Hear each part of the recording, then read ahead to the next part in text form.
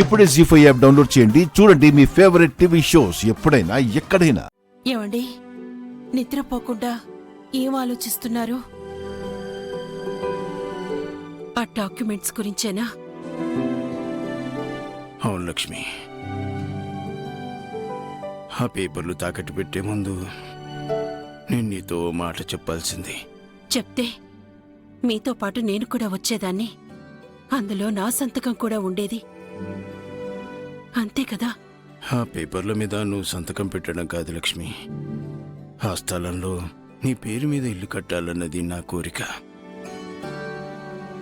ఇప్పుడున్న పరిస్థితుల్లో నేను ఆ స్థలాన్ని విడిపించుకోగలనా లేదా అని నాకు దిగులుగా ఉంది. విడిపించలేకపోతే పోయారండి. ఇప్పుడు దాని గురించి ఎందుకు ఆలోచన? అంత తేలిగ్గా మాట్లాడతావేంటి లక్ష్మి? ఇల్లు కట్టాలన్న నా కోరిక నెరవేరదా? నెరవేరుతుందండి. మీరు ఆరోగ్యంగా ఉంటేనే, మీరు ధైర్యంగా ఉంటేనే మీరు ఏం చేసినా ఈ ఇంటి గురించే చేస్తారు, పిల్లల గురించే ఆలోచిస్తారు. మీ తాపత్రయాన్ని అర్థం చేసుకోకపోతే ఎలా? మరి ఈ విషయం కొడుకులకు ఎందుకు అర్థం కావడం లేదు లక్ష్మి? కూతుళ్ళమైనా మాకు అర్థమైతే చాలు కదా నాన్న.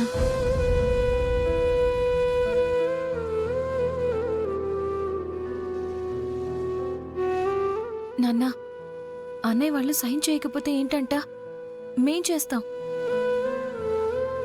మీరా? ఏంటి నాన్న, మా సంతకాలు చెల్లవా?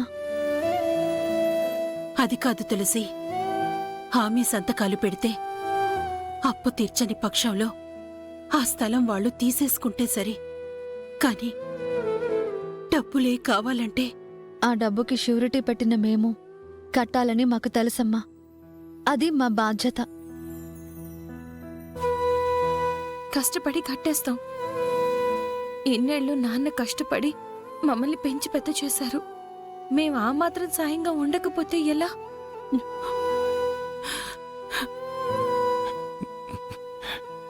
ఇలా రండమ్మా. నాన్న, మిమ్మల్ని నా కూతుళ్ళని ఎవరన్నారమ్మా? మీరు నా కొడుకులు.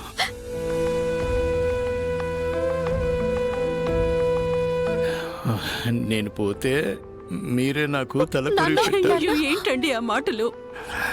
అవును లక్ష్మి, ఈ పద్ధతులు ఆచారాలు పక్కన పెట్టి నా బిడ్డలే నాకు ధన సంస్కారాలు చెయ్యాలి. కావాలంటే నేను పేపర్ మీద ఇదంతా రాసి దాని మీద సంతకం పెడతా. నాన్న, మీరు అలా మాట్లాడితే మాకు బాధేస్తుంది. అలాంటి మాటలు మాట్లాడి మేము డల్లా ఎలా చేయకండి నాన్న. పిల్లలిచ్చిన ధైర్యంతో మీ మొహంలో చిరునవ్వు వస్తుందనుకుంటే మా కళ్ళల్లో కన్నీళ్లు తెప్పిస్తున్నారు. సరే, నేను ఇంకా ఎప్పుడు అలా మాట్లాడను. ఇప్పుడే కాదు, ఇంకెప్పుడు అలా మాట్లాడకండి.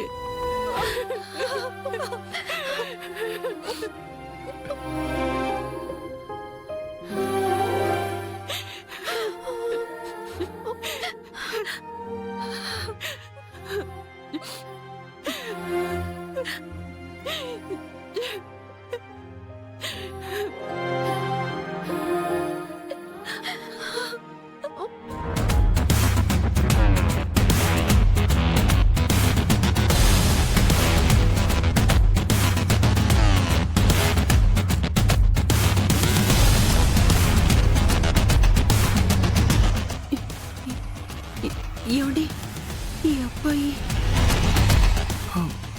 మీరా బాబు? తాకట్టు నుంచి ఇంటి పత్రాల్ని తిరిగిప్పించింది మీరా బాబు? సార్ సార్, నేను రిలీజ్ చేసి ఇంటి దగ్గర తిప్పుతాను సార్.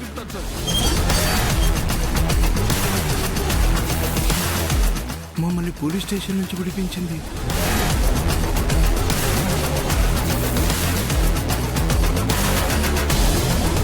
అయ్యో అంకుల్, ప్లీజ్ అలా చేయకండి. నన్ను నన్ను ఆశీర్వదించండి. బాబు చల్లగా ఉండు బాబు. అసలు ఈ విషయాలేవి మీకు తెలియకూడదు అనుకున్నాను, కానీ మీరే ఇక్కడికి రావాల్సి వచ్చింది.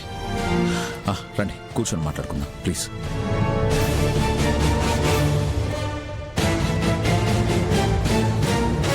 Sir juice ready sir. Please తీసుకోండి మేడం. సార్ తీసుకోండి. ఉంటాను సార్. తీసుకోండి అంకుల్.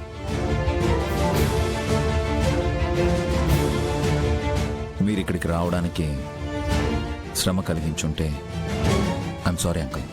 అదృష్టం ఉంటే తప్ప మిమ్మల్ని కలవలేమని అందరూ మీ గురించి గొప్పగా మాట్లాడుకుంటుంటే ఎవరో పెద్దవారు అనుకున్నాను. వయసులో చిన్నవారే అయినా అందరి గుండెల్లో పెద్ద గుడే కట్టారు బాబు మీరు. ఆంటీ, నేను దేవుణ్ణి కానే కాదు. ఆ దేవుడు నాకు ఇచ్చిన దాంట్లో 10వ వంతు సాయం చేస్తున్న పసివాణ్ణి. పసిపిల్లలు దేవుడితో సమానం అంటారు బాబు. వాళ్లలా స్వచ్ఛమైన మనసు గల మీరు నా భర్త కల కరిగిపోకుండా కాపాడారు. నాకున్న 3 సెంట్ల స్థలంలో నేను ఇల్లు కట్టి దానికి లక్ష్మీ నివాసం అని నా భార్య పేరు పెట్టాలనుకున్నాను. కానీ ఆ స్థలాన్ని తాకట్టు పెట్టగానే నా కళ నెరవేరకుండానే నేను కన్ను మూస్తానేమో అనుకున్నా. అయ్యో అంకుల్, అలా మాట్లాడకండి. నీకు 2 చేతులెత్తి దండం పెట్టాలనుందయ్యా, కానీ చిన్నవాడివి అయిపోయావు. మా ఆయుష్ కూడా పోసుకొని నిండు నూరేళ్ళు నువ్వు చల్లగా ఉండాలయ్యా. ఈ ఇల్లు కట్టడం అనేదే నాకున్న ఒకే ఒక కోరిక. కానీ ఇప్పుడు నాకు 2వ కోరిక కూడా ఉంది. నువ్వెప్పుడూ బాగుండాలని నేను ఆ భగవంతుని కోరుకుంటాను. నీ రుణం ఎలా తీర్చుకోవాలో మాకు తెలియడం లేదయ్యా. అంకుల్ అలా మాట్లాడకండి ప్లీజ్. ఈ సమయంలో నేను అడగడం కరెక్ట్ కాకపోయినా అడుగుతున్నాను. మీ అమ్మాయి చాను అంటే నాకు పంచ ప్రాణాలు. తన్ని నాకిచ్చి పెళ్లి చేస్తే నాకు ఓ కుటుంబాన్ని ఇచ్చిన వాళ్ళు అవుతారు. అమ్మ, నాన్న, అక్క, తమ్ముడు ఎవరూ లేని నాకు మీరందరూ తోడవుతారు. పెళ్లి గురించి ఇదంతా నేను జాను కోసం చేశాననుకోకండి. చాచా, అలా అనుకుంటే మీరు మా ఒక్కరికి మాత్రమే సాయం చేసేవారు. ఎంతో మంది దగ్గర ఏం ఆశించారని వాళ్ళందరికీ సాయం చేశారు. జానుతోనే కాదు, మా ఇంట్లో వాళ్ళందరితో కూడా మాట్లాడి మేము మా నిర్ణయాన్ని చెప్తాం. యా, అలాగే అంకుల్.